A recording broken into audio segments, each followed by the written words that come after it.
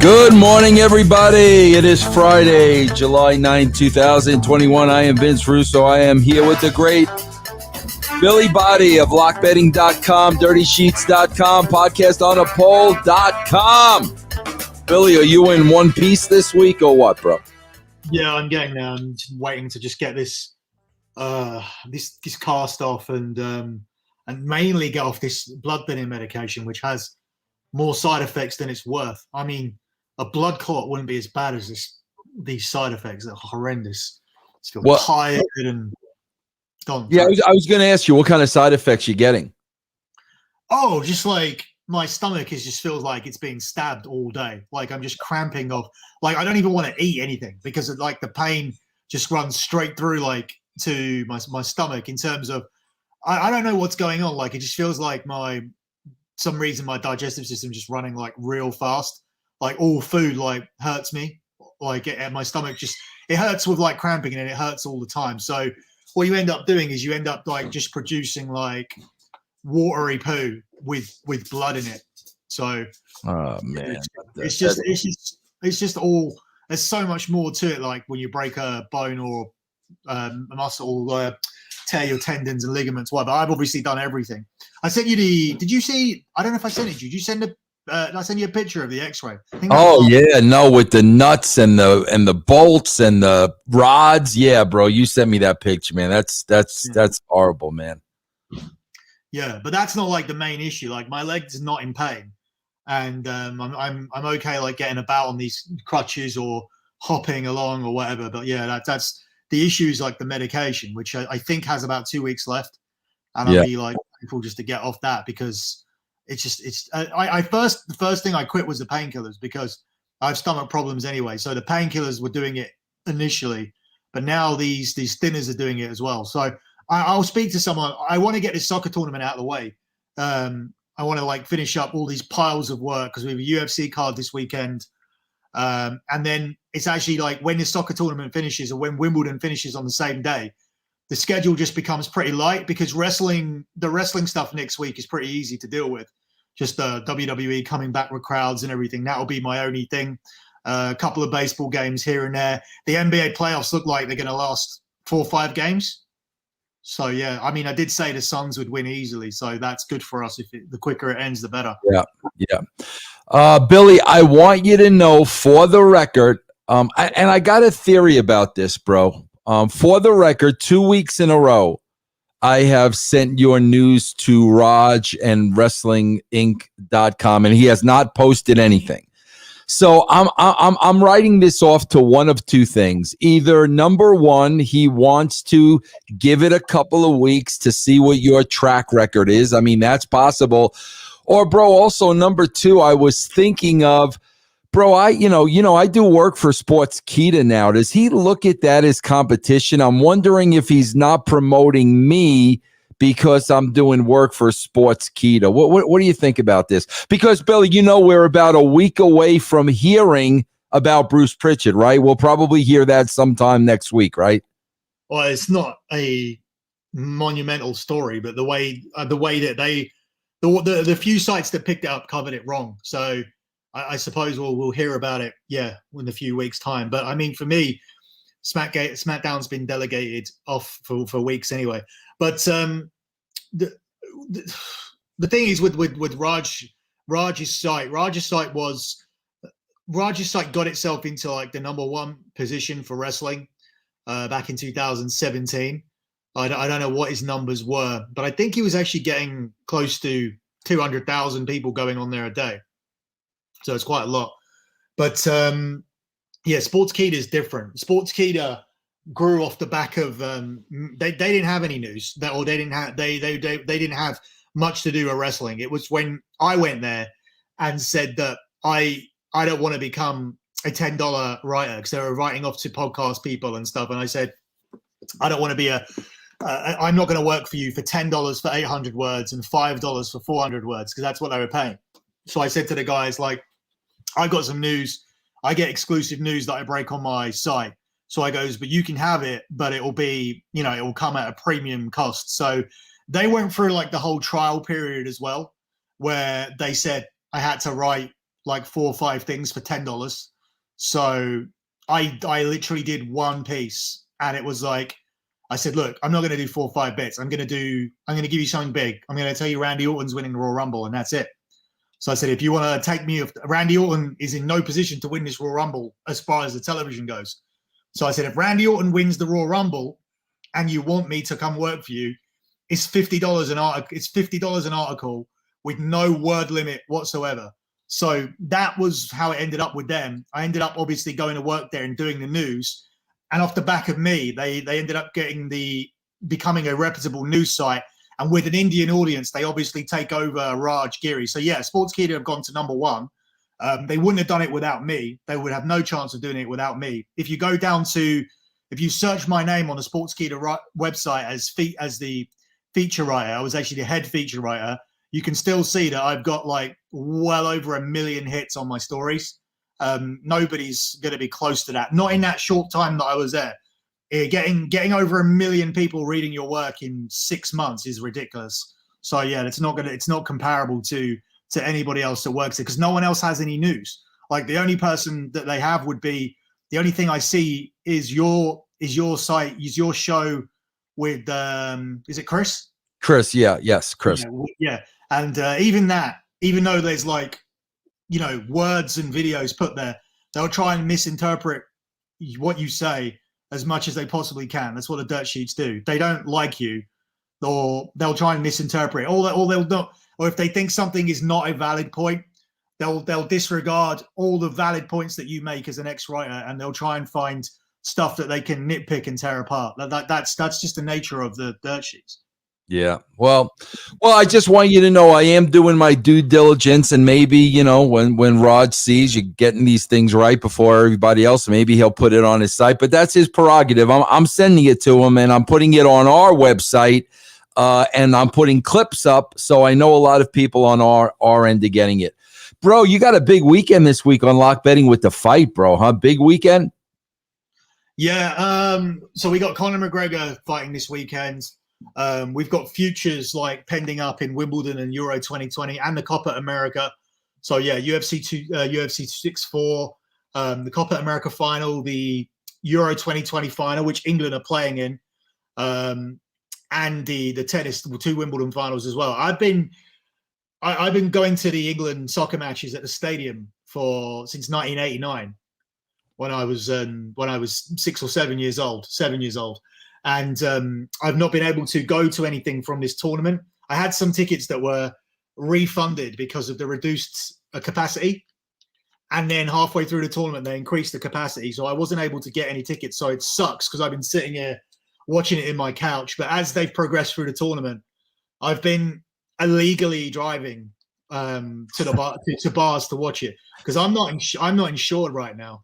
But like, I'm not going to sit here on my couch and watch this tournament. So yeah, we've been going out to these bars, and my dad's got a bar, and yeah, I've been taking Austin there to watch the tournaments, because it's a big deal. It's like, I was explaining it to one of the guys on the Sports Gambling podcast and telling him that America will never experience this as a country, because you say your NFL teams, the Super Bowl winner is the world champion, but you don't have any teams from around the world in the competition, the national #1 sport. If your NBA players got together, or your NFL players got together, and you played other countries in those sports, how can you be passionate about it when the NFL team's going to win by 75 points and the basketball team's going to win by 75 points? It's not an even playing field in US sports. So it's a shame that you haven't taken like soccer to your hearts, because it's the #1 sport in the world. Everybody competes for it. So in that even playing field, when you win, it's a really big deal. And also, it's not like the Eagles, or for you, the Giants or anything, because you can share that with the other Giants fans. The whole country are not on board with it. It's not like it's not national press coverage. It's not, I mean, we're asking for a national holiday here on Monday if we win. So it's a really, really massive deal that you can share with all friends that through the time you were growing up. I've got best friends. They don't support Manchester United. They support, other teams, Chelsea, whatever. So there's little pockets of Man United fans. There's even less Green Bay Packer fans that I support. Me, Austin, my dad, my mom, my brother, my friends, my next door neighbor, the milkman, the postman, the homeless. Everybody wants England to win. So it's a completely different feeling. And in the US, you'll never know about it until you embrace a real team sport, which is competitive. Wow, that sounds like man, if I was from that country, I mean, it would I'd love to be involved in something like that. I hear what you're saying. I understand that completely, bro. You got a whole country where here in the States we're all divided over our hometown teams pretty much. So we got that too. We got that with our soccer teams as well. Yeah. But this brings everybody together. And yeah. just to I don't know if this is interesting to people, probably not if you're here for wrestling, but the roots of that is that, you know, everything is now televised through cable and everything else like that. When before the soccer matches, the idea was for people to go to the ground. So you would get one game on a Sunday, and then the national team would play in a tournament. And all of a sudden, the TV coverage would stop. You would air every game from every tournament. I grew up with that. In 1990, all of a sudden, I was into soccer, but I was getting one game a week on Sunday. And I was checking the rest of listening to the other games on the radio. Even England wouldn't play every game on TV. This was before Sky TV came along, which is the channel that the WWE was on when, you know, it has always been on. They've now moved to BT, but for 30 years they were on Sky. So Sky changed everything. But yeah, the root of these national tournaments is that every game would be live and televised. So you would get more football than ever. It's been a little bit watered down by the fact that every sport is televised. Like there's sports channels airing everything that happens every single day. But the roots of why the national team's so important is that it didn't used to be like that. It used to be a special occasion every 2 or 4 years, and then everybody would come together and watch it. So yeah, that's the root of it, and it still exists. Man, I love the education, Billy. I love hearing you talk about that because I learned something about it. Well, bro, give us a little insight on what's on the other side on the Nitty Gritty Dirt Show on patreon.com/Russo TWC. What are we going to be looking at, bro? Yeah, so there's some interesting stuff here. I got a really good story last week, and I got more information about it. I put it on the dirtysheets.com this week. I said it's a disco because he knows the people involved in it, and we were chatting about it. I want to chat to you about it. It's just an extra couple of bits of information, and I think you're going to be really interested in it because you spoke about the piranha kind of way that wrestlers are around women. You spoke about why Randy Savage might have wanted his wife away from people. You spoke about how Sable did hook up with Brock Lesnar while she was still married to Mark Mara. So yeah, similar kind of thing happening. Really, I had 4 women. I had 4 women. 4 women from the business approach me about harassment, assault, very, very, very, very bad experiences they had. And, you know, bro, listen, every time I have a conversation with them, I'm like, listen, this is your choice whether or not you want to come forward with this. This is your choice. But Billy, you know, man, there is still that old school wrestling of we've got to protect everybody and we're not going to go public and we'll be blackballed and blacklisted. That's why I feel so strongly about it, because I've had women in the business contact me, tell me about their experiences, but bro, they don't go public with it. So, I mean, I don't know how it's going to stop if women in the business who are victims never go public with it. So yes, I am very, very, very interested to see what you have to say about that. This isn't along the lines of that. Just this isn't about a woman being a victim. This is more along the lines of, without giving the story away, this is more so shadowing the behavior, the accusations that are thrown at Randy Savage. Someone is said to be acting similarly. That it's more along the lines of that, as opposed to the woman being a victim of anything. So this is why it's very, very interesting. Very interesting. I'll start with that when we go to the other side. SummerSlam all over the place.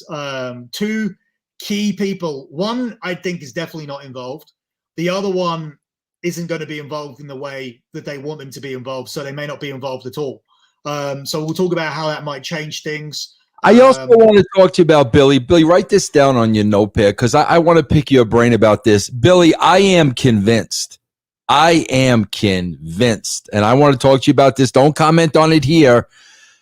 I think Sasha has not been on TV and Sasha has been away because I think it has to do with COVID and maybe her refusing not to get the vaccination because she's been away for too long. She's been away for way too long. Then we know the situation online where she came out and said, I am against an anti-vaxxer. So we know she is. She came out with that. And I don't know if she was trying to send a message and let people know. But if you're asking me, the situation the WWE is in with ratings in the shitter right now, including SmackDown, to not have her on the program for this long, I think there's something more here than meets the eye. So I just want to pick your brain on that. What else? And we talked about something like the last week where I was told that at some point Bayley would lose her hair in a match with Bianca. Mm-hmm. The I Quit match says to me, I can see a finish where she gets strangled with the braid. Mm-hmm. Where the braid is around her neck and she ends up quitting. And then she says, I'm sick of your hair. And then we get it. But the fact we didn't get it here and we were supposed to get Sasha, I'm not saying we're not getting Sasha and Bianca, but I feel like because we haven't got the hair versus hair, I feel like this thing's going on and on and on and on and on, which means that Sasha might not be coming back, which means that what you're saying could be true. But we'll talk about it because... Yeah, let's talk about that. I'll talk about my philosophy with that as well. And one more story here. Vince McMahon and how he wants promos done, what he's telling people to do, how he sees things, how he would like things to be done. This is so bad. So I can't wait. I can't wait, bro. I can't wait. And I know that everything you say is going to be dead on. I can't wait, bro. Awful. Just finished newest episode of Time. You got a green thing here. You might want to. Yeah, $5. Classy Chappie. Thank you for the donation. Just finished the newest episode of Timeout and Lions, Tigers, Bears, and Dirt. Those episodes were great. Thank you, bro. Can't wait to check this show tomorrow on Patreon. Thank you. I also want to thank Troy for a couple of cheers. We had a couple of resubs on Twitch. Thank you very much. Go ahead, Bill. There was a guy up here who was diagnosed with cancer. Yeah, the truth, man. The truth. I saw that, the truth, and we will be praying for you, bro. Fight the good fight, bro. At least you now know what the problem is and what the situation is, and they can treat you, bro. So we will be thinking of you. Please keep us posted, bro. The truth. Yeah, he said, what's an underrated movie? Go watch Lucky Number 11. No one talks about it, but it's good. Lucky Number 11, not 7. Yeah, I think that's everything for me. A lot of good stuff there, man. A lot of stuff that I'm interested in. But okay, Billy. Well, listen, man. A big time. People were asking here, Billy. Give me a picks on what's going to happen in the Euro 2020. No. Billy's not going to just give it away. Billy's going to make you money. How many months in a row is it now? What's it's 96? 97. We're Billy, in 98 now. Tell everybody about lock betting because I really believe, guys, if you want to make a little extra income, he's got the track record. You can look it up online. Bro, Billy, now's the time to do it, man, because there's a lot of big things going on right now, right? Yeah, lockbetting.com this week. Like I said, we have 2 Wimbledon finals. With that, it'll just be a case of how we play it because we have picked we've had a play on the winner from the start and he's still in it. So that'll be one where we need to navigate how we play the finals specifically. Lots of UFC stuff this weekend. 2 finals, Copa America and Euro 2020, NBA playoffs, and then we got the Olympics coming up at the end of the month as well. WWE, Money in the Bank. At some point, I will be finding out the winners of both of those. So you'll find out about it over at lockbetting.com, and you'll find out at thedirtysheets.com where you can purchase a combat pack instead of a at all sportspack at lockbetting.com if you just want to bet UFC and WWE. On podcastandapole.com. So I read that Ahmed Johnson was doing an interview with somebody, and it was on the same day that we were scheduled to record our Ahmed Johnson show. I'm glad we waited, because Ahmed Johnson has made a claim that he was supposed to beat The Undertaker for the WWF title and he got injured. Now, the answer to that will be on podcastandapole.com. I saw that. Yep, I saw that. It was we literally, on the day we were going to do the show, the interview was advertised. So I listened to it, and I was so glad we didn't have our show out, because it's obviously Ahmed Johnson is a long show where he's a big legend, where you're like trying to downsize it. We are going to cover his career easily, but we would have missed that out. We would have missed that claim out if we had the show out on the day last Monday. So cool. Yeah, we got the Ahmed Johnson show to come out. There'll be a Farouk show as well, and bonus content from me and Cav talking about WCW. That's on podcastandapole.com, along with the ones we've already done, which is Sid, Vader, Undertaker Part 1, Shawn Michaels Part 1, Linda McMahon, Ultimate Warrior, all over at podcastandapole.com. And Austin's Instagram, which is now a channel which is dedicated to the England football team and a Labrador dog, Labrador puppy, temporarily anyway. Is at Austin's Toys and Games.